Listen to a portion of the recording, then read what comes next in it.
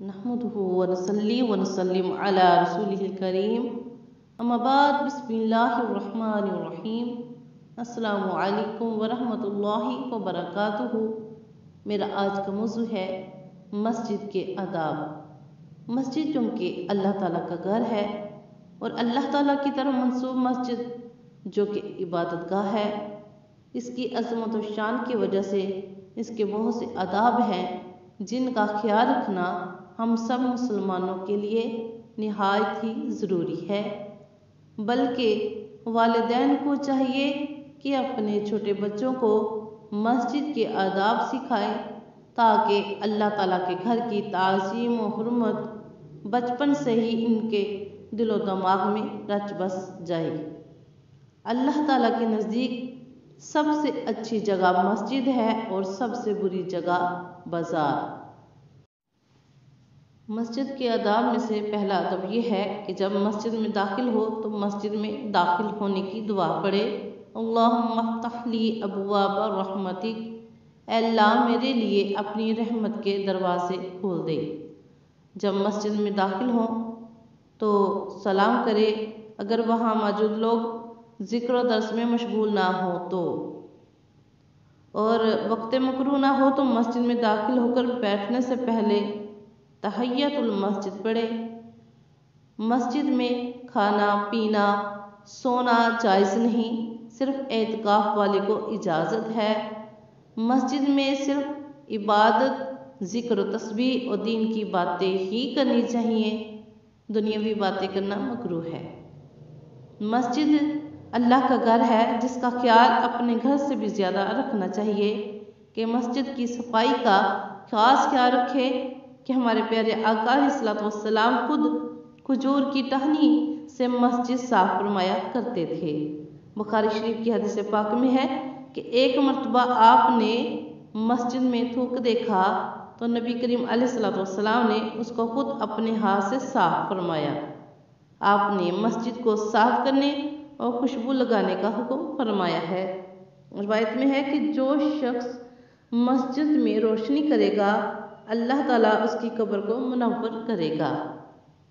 مسجد میں شور کرنا اور دنیاوی باتیں کرنا، بلند آواز سے باتیں کرنا سب منع ہے۔ حدیث مبارکہ میں ہے کہ مسجد میں شور ہونا قیامت کی علامت بتایا گیا ہے، اور مسجد میں کلام کرنا نیکیوں کو اس طرح کھاتا ہے جیسے آگ لکڑی کو کھاتی ہے۔ یہ جائز کلام کے متعلق ہے، ناجائز کلام کے گناہ کا کیا پوچھنا۔ اسی طرح مسجد کو راستہ بنانا کہ ایک دروازے سے گئے اور دوسرے دروازے سے نکل گئے، ایسا کرنا ادب کے خلاف ہے۔ مسجد میں سوال کرنا اور سائل کو دینا منع کیا گیا ہے۔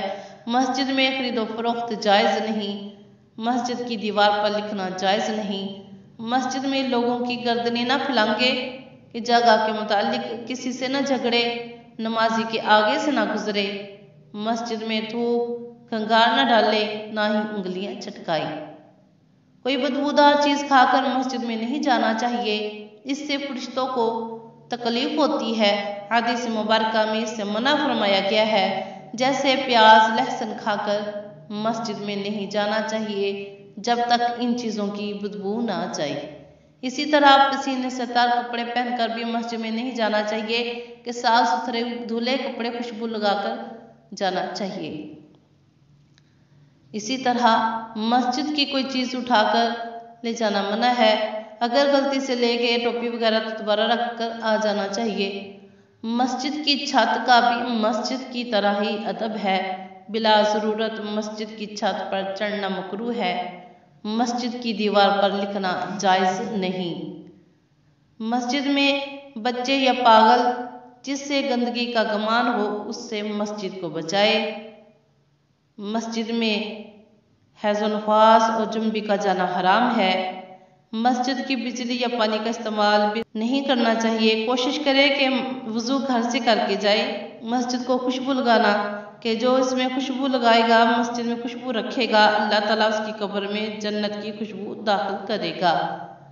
مسجد میں داخل ہوتے وقت تھوڑی دیر کے لیے یہ سوچے کہ ہم کس کے گھر میں داخل ہو رہے ہیں، پھر مسجد سے واپس نکلنے کی مسجد سے نکلنے کی دعا پڑھے کہ اللہم انی اسألک من فضلک، کہ اللہ میں تجھ سے تیرے فضل کا سوال کرتا ہوں۔ اللہ تعالیٰ سے دعا ہے اللہ رب العزت ہم سب کو مسجد کے آداب یاد رکھنے، اس پر عمل کرنے کی توفیق عطا فرمائے، آمین۔ اللہ تعالیٰ کے گھر کی ہمیں عزت حرمت کرنے کی اللہ توفیق عطا فرمائے۔ اللہ تعالیٰ ہم سب کو 5 وقت کا نمازی پابند بنائے، اور اللہ تعالیٰ اپنے گھر کی ادب کرنے کی وجہ سے ہم سب کے درجات کو بلند فرمائے، آمین ثم آمین۔ جزاک اللہ خیر، دعا میں یاد رکھیے گا۔